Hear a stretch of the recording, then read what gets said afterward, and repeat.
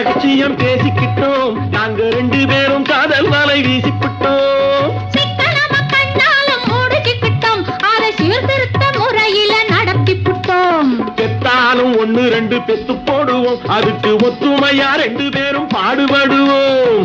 ஊதாரி பிள்ளைகளை பெற்க மாட்டோம், அது ஊர் வம்ப வாங்கும்படி வைக்க மாட்டோம். நாங்க புதுசா கட்டிக்கிட்ட ஜோடிதானுங்க, நல்ல பாட்டு பாடிக்கும் வாரம் பாடிதானுங்க.